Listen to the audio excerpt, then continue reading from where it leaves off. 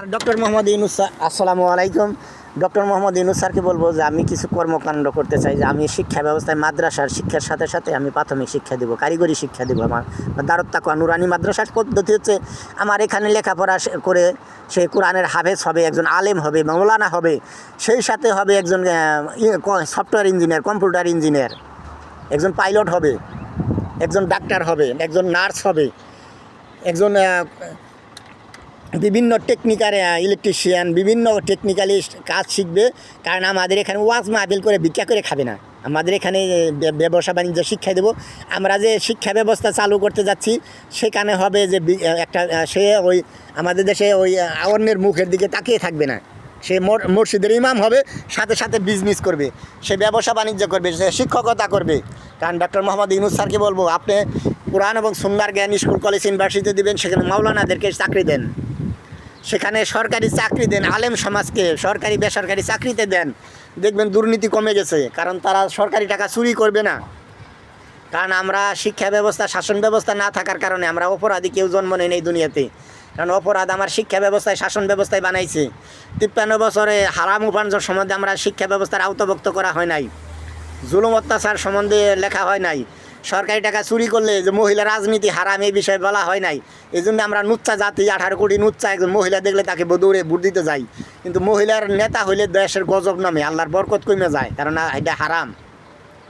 আমরা মহিলাকে ভোট দিয়ে মারা গেলে তাহলে আমরা হারাম কাজে লিপ্ত হয়ে মারা গেলাম জাহান্নামী। আমার জাহান্নামে যাওয়ার জন্য আর কিছু করতে হবে না। এই যে বুড়া হয়ে গেছে, 80 বছরে বুড়া, তারপরেও সে পেন পরে টাকনুর নিচে, সে লঙ্গি পরে টাকনুর নিচে। কারণ টাকনুর নিচে পেন পরলে, লঙ্গি পরলে একজন পুরুষ মানুষ, তার বিনা হিসাবে জাহান্নামী, কারণ আল্লাহ তার দিকে তাকাবেই না। তাহলে বিনা হিসাবে জাহান্নামী। জাহান্নামে যাওয়ার জন্য আর কিছু করতে হয় না। মহিলাকে ভোট দেয়, টাকনুর নিচে কাপড় পরে, আর কিছু করতে হবে না জাহান্নামে যাওয়ার জন্য। যে দলে চাঁদাবাজ বেশি, দুর্নীতিবাজ বেশি, তাকে ভোট দেয়। কারণ তার হারাম কাজে, অবৈধ কাজে লিপ্ত, দেশকে ধ্বংস করছে, মানুষকে ধ্বংস করছে, ওই তাদেরকে ভোট দেয়। আমাদের জাহান্নামে যাওয়ার জন্য সহজ কাজ। এই মুনাফিক মুসলমান আমরা জানি না, রোজা থাকি, এই রোজা থাকে, কোরআনে এসে একবার। আর এই যে রাজনীতির ব্যাপারে 903 বার আছে রাজনীতির ব্যাপারে, কিন্তু সেটা খুঁজেই পায় না। কারণ আমাকে ছোটো ভাই বই, সারা বই খুইলা দেখে আর কয় যে এক বই তো লেখাপড়া নাই, পড়া খুঁজে পায় না, কারণ পড়তে পারে না।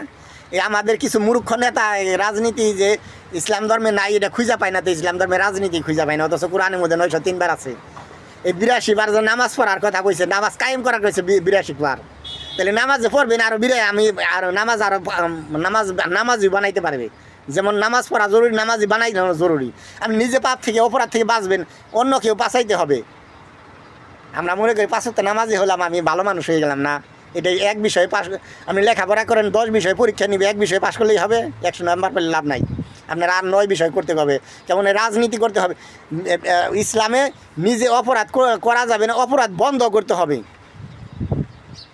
আপনি নিজের শক্তিটা বন্ধ করেন, নিজে মুখে বলেন, হাত দিয়ে বন্ধ করেন, না পারেন ঘৃণা করেন। কিন্তু আমরা কি করি, আমরা যে অপরাধ করে তাকে ভোট দিয়ে আর অপরাধ করার সুযোগ করে দেয়। যে পাপ করে, যে চাঁদাবাজি করে, ওই দলকে আর ভোট দেয় যারা আর বেশি করে চাঁদাবাজি করো। কারণ মহিলা রাজনীতি হারাম, আমরা ওটা কি আমাদের বন্ধ করা দরকার না? মুসলমান হিসাবে বন্ধ করছি, বন্ধ করি না, মুখে বলছি, বলি নাই। ঘৃণা করছি, ঘৃণা করলে তার ভোটই দিতাম না। আরও তাদের পিছে পিছে কুকুরের মতো তাদের জুতা চাড়ি, মহিলার জুতা চাড়ি। আমরা মনকে নিজেকে মুসলমান দাবি করি, মহিলার জুতা, নেত্রীর জুতা চাড়া মুসলমান। কারণ ইসলাম ধর্মে মহিলা রাজনীতি হারাম, এটাকে আমি আজকে বলছি, এটা আমার কথা। এটা 1450 বছর তো আগে নবী করিম সাল্লাল্লাহু আলাইহি ওয়াসাল্লাম বলে গেছে। আমাকে দোষারোপ করে না, এটা আমি মূর্খ মানুষ, আমি ধর্ম নিয়ে গবেষণা করি নাই, আমি ধর্মের দিক দিয়েও অজ্ঞ মূর্খ, আমি এই প্রাথমিক শিক্ষার দিক দিয়েও মূর্খ। আমি এই মিডিয়া জগৎ থেকে যাই খুঁজে পাই, আপনি লিখিত আকারে দিতে বলেন তাও দিতে পারবো আমরা। এই জন্য আমাদের শিক্ষা প্রতিষ্ঠান লাইব্রেরির সিস্টেম করব, তাবলিগ জামাতের সিস্টেম করব, যাতে আমার মতো মূর্খ দুনিয়াতে আর একটা না থাকে। এই জন্য আমার মতো দাড়ি চুল পাকার পরে ধর্ম সম্বন্ধে না জানে, তারা জানি উপযুক্ত বয়স হওয়ার আগে যেন হারাম হালাল জান্নাত জাহান্নাম সম্বন্ধে জানে। এই জন্যই আমি গরিব মানুষ, আমি শিক্ষা প্রতিষ্ঠান চালু করছি। আমার নিজের অর্থের 90% আমি ওই এখানে দান করি। এখন আপনারা যদি আমাকে ভালোবাসেন, আমার দেশকে ভালোবাসেন, আপনার পরিবারের মানুষকে ভালোবাসেন, দেশের পরবর্তী প্রজন্মকে ভালোবাসেন, আমার হাতটাকে একটু শক্ত করে দেন, আমার জন্য দোয়া করেন যেন আমার এই দারুত তাকওয়া নুরানি মাদ্রাসা বিশ্বের এমন কোনো জায়গা নাই যেখানে না করতে পারি, যাতে আমার মতো পাপী আর একটা জন্ম না নেয় দুনিয়াতে, আমার মতো এরকম ভুল ত্রুটিতে ভরা মানুষ যেন না থাকে দুনিয়াতে। আমি চাই মানুষকে সত্য এবং সঠিক পথ দেখানো, হালাল উপার্জন করে সে দুনিয়াতে সুখে শান্তিতে থাকবো, দুনিয়াতেও সফল হোক, পরকালেও সফল হোক। এই জন্য কোরআন এবং সুন্নাহর আলোকে যা খুঁজে পাই, মানুষের তার সফলতার যা কিছু খুঁজে পাই, এগুলা মানুষের কাছে বিস্তার করি। শিক্ষা প্রতিষ্ঠানের মাধ্যমে, মিডিয়ার মাধ্যমে, প্রশাসনের মাধ্যমে, দেশের সরকারের মাধ্যমে, যাতে আমরা মানুষকে আদর্শ মানুষ বানাতে আমাদের পরিকল্পনা সকল প্রকার প্রচেষ্টা যা আমরা করে যাই। আসেন, আমাদের হাত থেকে শক্ত করেন। আপনি নিজের প্রতিষ্ঠান করেছেন, আপনার প্রতিষ্ঠানের মাধ্যমেই করেন, আমার কাছে আসতে হবে না। আপনি নিজেই এককভাবেই করেন। আমি চাই যে মানুষের কল্যাণে, দেশের কল্যাণে কাজ করেন। দেশকে ধ্বংস করেন না, নিজেকে ধ্বংস করেন না, নিজেকে জাহান্নামের টিকিট কাটিয়েন না, নিজের পরিবারকে না, দেশের জন্য এমন কোনো কাজ করেন না যেন মানুষ নিজের ক্ষতিগ্রস্ত হন, দেশের মানুষ ক্ষতিগ্রস্ত হয়।